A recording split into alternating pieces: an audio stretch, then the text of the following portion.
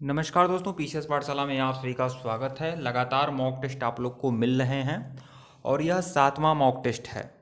UP PGT economics का यह 7वां mock test है और यह पीजीटी इकोनॉमिक्स के अलावा पीजीटी टीजीटी एसएसटी में भी काम देगा। साथ ही साथ आपको बता दें, ऐसा नहीं मैं यहाँ पर यूपी पीजीटी या टीजीटी की बात कर रहा हूँ तो बाकी जगह काम नहीं देगा। यह अन्य टीजीटी पीजीटी में भी काम देगा, केबीएस में भी, एनबीएस में भी, डीएसएसबी में भी, हर जगह काम देगा।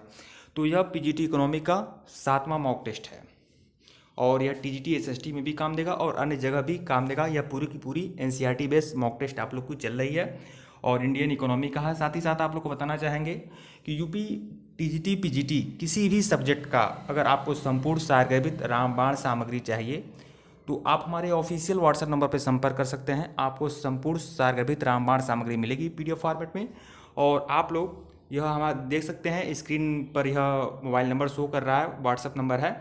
आप लोग व्हाट्सअप पे ही संपर्क करिएगा, कॉल मत करिएगा। आपको सारे के सारे मटेरियल मिल जाएंगे। जो भी मटेरियल है एकदम रामबाण है परीक्षा की दृष्टि से।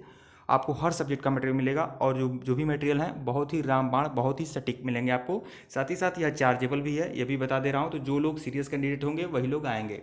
तो आइए सीधे प्रश्न नंबर 1 देखिएगा। पहला मॉक टेस्ट है और पहला प्रश्न है, यह 7वां मॉक टेस्ट है। तो देखिए, नीचे दिए गए कथनों का ध्यानपूर्वक पढ़िए। लोगों का बैंक खातों में जमा धन को मांग जमा कहा जाता है। तो और दूसरा क्या है, मांग जमा आधुनिक अर्थव्यवस्था में मुद्रा की भांति काम करता है। तो कह रहा है कि कौन सा कथन सत्य है। तो देखिए 1 भी सही है और 2 भी सही है। तो 1 और 2 दोनों सही है, मतलब विकल्प सी, 1 और 2 दोनों सही है। इसकी व्याख्या देख लेते हैं। कथन 1 और 2 सही है। विभिन्न प्रकार के ऋणों को 2 वर्गों में बांटा जा सकता है, औपचारिक और अनौपचारिक क्षेत्रक ऋण। औपचारिक क्षेत्र में बैंक और सहकारी समितियों के द्वारा दिए गए कर्ज आते हैं। भारतीय रिजर्व बैंक ऋणों के औपचारिक स्रोतों की कार्यप्रणाली पर नज़र रखती है और आरबीआई इस बात पर नज़र रखता है कि बैंक केवल लाभ अर्जित करने वाले व्यवसायों और व्यापारियों का ही ऋण मुहैया नहीं करा रहे हैं, बल्कि छोटे किसान, छोटे उद्यमियों और छोटे व्यापारियों, छोटे कर्जदारों को भी ऋण दे रहे हैं। बैंकों द्वारा आरबीआई को यह जानकारी देनी पड़ती है कि ये कितना ऋण दे रहे हैं और उनकी ब्याज दरें क्या हैं। तो आरबीआई पूरी तरह से नियंत्रित करता है बैंकों को। ग्रामीण इलाकों में किसानों और छोटे कर्जदारों के ऋणों का प्रमुख स्रोत अनौपचारिक क्षेत्रक होते हैं, क्योंकि भारत के ग्रामीण क्षेत्रों में बैंकों का पर्याप्त विस्तार नहीं है। कुल मिलाकर अनौपचारिक क्षेत्र का मतलब चाहिए, आप ये समझ लीजिए, अगर किसी सेठ महाजन से किसी प्रकार का ऋण लिया जाता है, मित्र दोस्त रिश्तेदारों से ऋण लिया जाता है, तो उसे अनौपचारिक ऋण बोलेंगे। और जब बैंकों से कर्ज लिया जाता है, बैंकों से जब ऋण लिया जाता है तो उसे औपचारिक बोलेंगे। प्रश्न नंबर 2 देखिएगा। औपचारिक क्षेत्रक ऋण के संदर्भ में नीचे दिए गए कथनों में से कौन सा कथन सत्य है। तो 3 कथन दिए गए हैं, इसमें कौन सा कथन सत्य है यह बताना है आप लोग को। औपचारिक क्षेत्रक ऋण के अंतर्गत बैंक और सहकारी समितियों के द्वारा दिए जाने वाला कर्ज आता है। तो अभी मैं बताया हूँ, तो यह तो सही है। औपचारिक क्षेत्र में, औपचारिक क्षेत्र के ऋण के अंतर्गत बैंक और सहकारी समितियों के द्वारा दिए गया कर्ज आता है। दूसरा देखिए, भारतीय रिजर्व बैंक बैंकों के औपचारिक स्रोतों की कार्यप्रणाली पर नजर रखता है, बिल्कुल। तीसरा देखिएगा, ग्रामीण इलाकों में किसान और छोटे कर्जदारों के कर्ज का सबसे ज़्यादा भाग औपचारिक क्षेत्र के द्वारा पूरा होता है। तीसरा जो है गलत है, क्योंकि ग्रामीण क्षेत्रों में किसानों के द्वारा या मजदूरों के द्वारा या जो भी छोटे लोग जो ऋण लेते हैं, इसका सबसे ज़्यादा जो भाग होता है वो औपचारिक नहीं होता है, अनौपचारिक होता है। और अनौपचारिक में एक कौन देनदार होता है, जो देता है कर्ज, सेठ होते हैं, साहूकार, महाजन आदि होते हैं। तो 3 तो गलत है, लेकिन 1 और 2 दोनों सही है। तो यह होगा विकल्प ए, 1 और 2 दोनों सही है, विकल्प ए। इसकी व्याख्या देख लेते हैं। देखिए, कथन 1 और 2 सही है। विभिन्न प्रकार के ऋणों को 2 वर्गों में बांटा जा सकता है, औपचारिक और अनौपचारिक क्षेत्रक ऋण।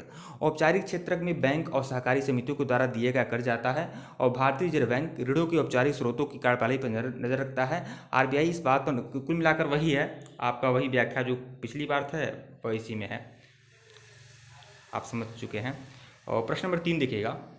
अनौपचारिक क्षेत्र ऋण के अंतर्गत किन लोगों के द्वारा दिए गए कर्ज को शामिल किया जाता है। तो अभी बताया हूँ, अनौपचारिक क्षेत्र में जो दोस्त, मित्र, रिश्तेदार, सेठ महाजन आदि के द्वारा जो बिना लिखा पढ़ी के जो कर्ज दिए जाते हैं उसे अनौपचारिक क्षेत्र कहते हैं, और जबकि बैंकों के द्वारा जो ऋण दिए जाते हैं वो औपचारिक होते हैं। तो अनौपचारिक क्षेत्र ऋण के अंतर्गत किन किन लोगों को शामिल किया जाता है। तो देखिए, साहूकार, व्यापारी, रिश्तेदार और दोस्त, ये 4 के 4 हो जाएंगे। तो उपरोक्त सभी, विकल्प डी। इसकी व्याख्या देख लेते हैं। देखिए, अनौपचारिक उधारदाता में साहूकार, व्यापारी, मालिक, रिश्तेदार एवं दोस्त आते हैं। शहरी निर्धन और ग्रामीण परिवारों के लिए अनौपचारिक क्षेत्रक ऋण का प्रमुख स्रोत है। अनौपचारिक क्षेत्र में ऋणदाताओं की गतिविधियों की देखरेख करने वाली कोई संस्था नहीं होती।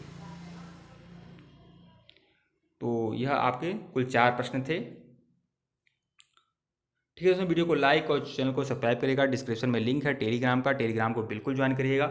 और इस तरह से लगातार मॉक टेस्ट आप लोग को मिल रहे हैं। प्लेलिस्ट में जाइएगा।